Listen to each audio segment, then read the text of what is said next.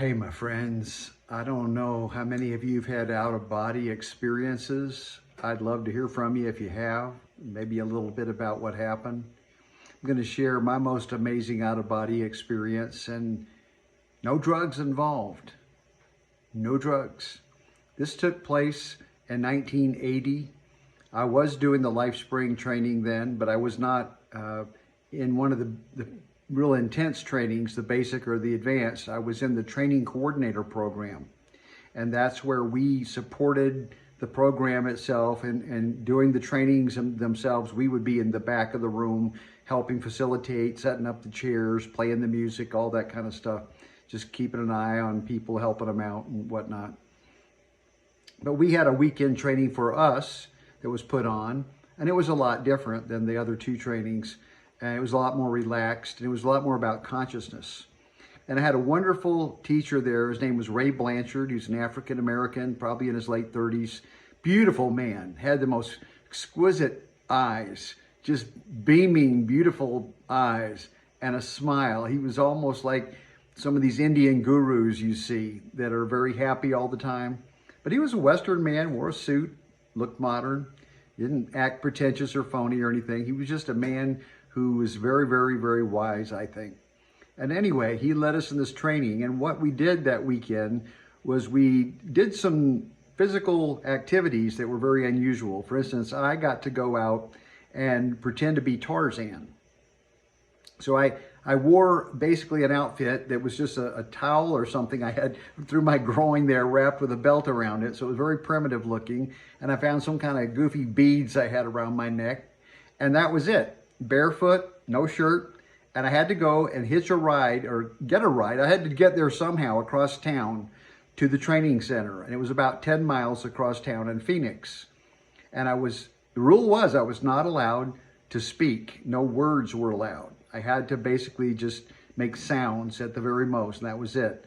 And, or no, I think I was allowed to speak, but I was not allowed to say why I was dressed that way, or what the purpose was, or where I was going, or what was going on, or anything. All I could do was just the most rudimentary, basic communication, just like a caveman.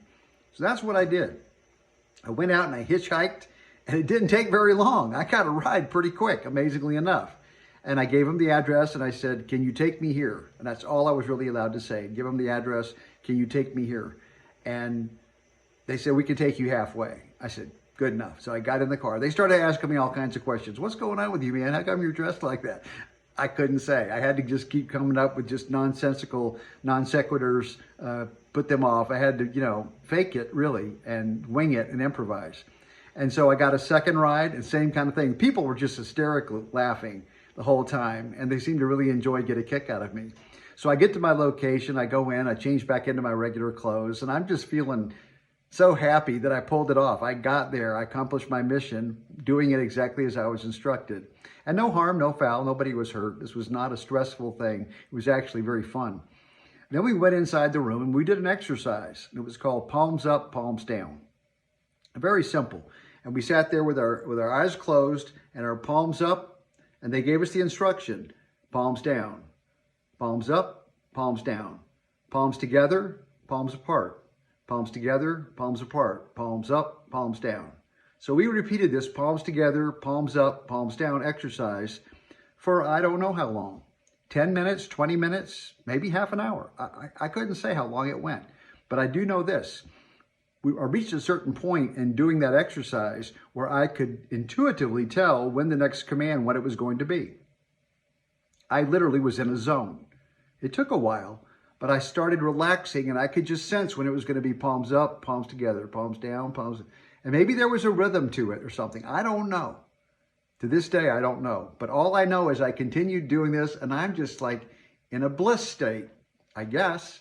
I wasn't thinking. No thinking going on, just pure bliss. At some point, one of the trainers came over and touched my hands gently and asked me to rise. And they guided me into the hallway where there were some other people they had also taken in there. So I laid down on like a little futon or something, a mattress with a pillow, and I had my eyes closed still. We were instructed to keep our eyes closed the whole time. And when I lay down there, something magical happened. I left my body. I literally came up out of my body and I could look down on the room and see everyone in the room. And I moved around the room into the next room and I saw everybody still doing the exercise. I am not BSing you here. This really happened. I came back. I somehow went right back into my body gently. And then the thing shortly after that was over. We were told we could open our eyes and get up and come and share our experience. And I was so blown away by what had happened. I just couldn't wait to tell my story. I listened to the other people and they had wonderful stories to tell too, different than mine. But when I got in and told my experience and I said, look, I've done a lot of psychedelics, peyote, LSD, marijuana, cannabis, alcohol, you name it, a lot of different drugs, hash. I've never had an experience like this before. Nothing, not even close. That was so real and vivid and magical and beautiful and powerful. Can you imagine the ability? I left my body like a spirit and then I came back.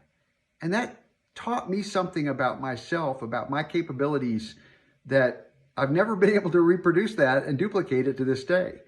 But I've never forgotten that experience.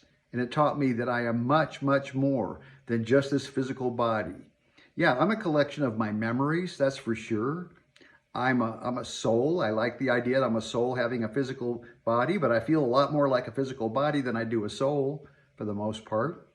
But in the realm of the physical body, with its own limitations that it certainly has, I know in the province of my mind and my consciousness, there are no boundaries. There are no limitations. And a very famous wise man, a scientist, Albert Einstein, he agreed. He said, that's the truth. There are no limits to your consciousness.